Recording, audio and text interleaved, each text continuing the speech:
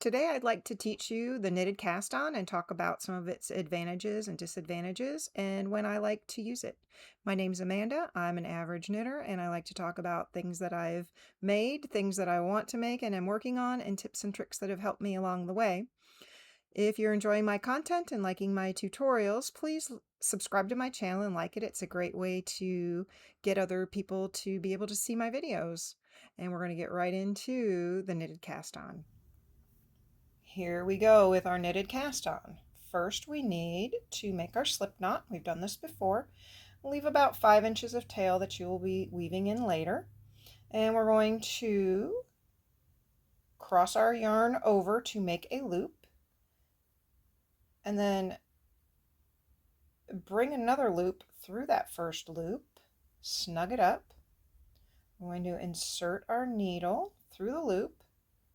Snug it up, not too tight, because we are going to knit through this stitch. So that's going to be our first cast on stitch.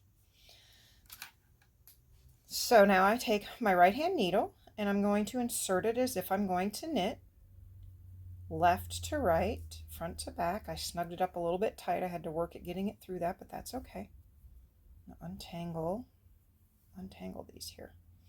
I'm just going to tension my yarn like I do for knit. So we've got my needle inserted as if I'm going to knit. I'm going to wrap that around counterclockwise just like I do when I knit. I'm going to knit that stitch. Then I'm going to make a twist between those stitches, and with my left hand needle I'm going to put the needle from the right needle onto the left needle. I'm going to do it again. We're going to knit this next stitch,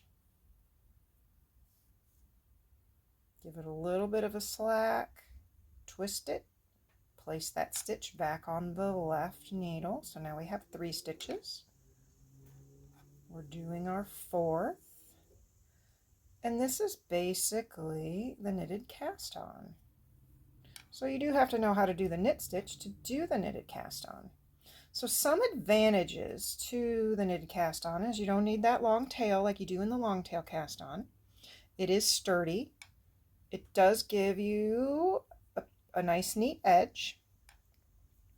It does take a little bit longer for me to do, but I think that's simply because I don't do this cast on very often. And there's no need to turn the work for that first one.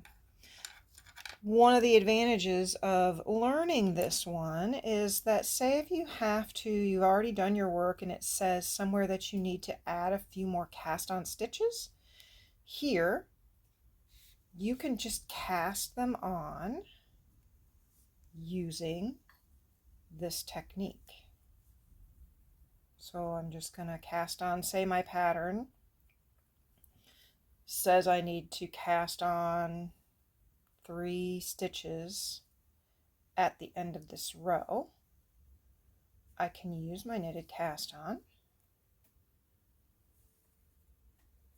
and I have 3 more stitches that are nice and sturdy, and then I can just knit or purl or whatever the pattern calls for on the way back. So there's another instance of where you would use the knitted cast on. Say if you were widening your work or casting on stitches between 2 edges, you could use your knitted cast on. So check out, I will have a playlist for these tutorials, so go ahead and check them out, like and subscribe my channel, and I'll see you all in the next one.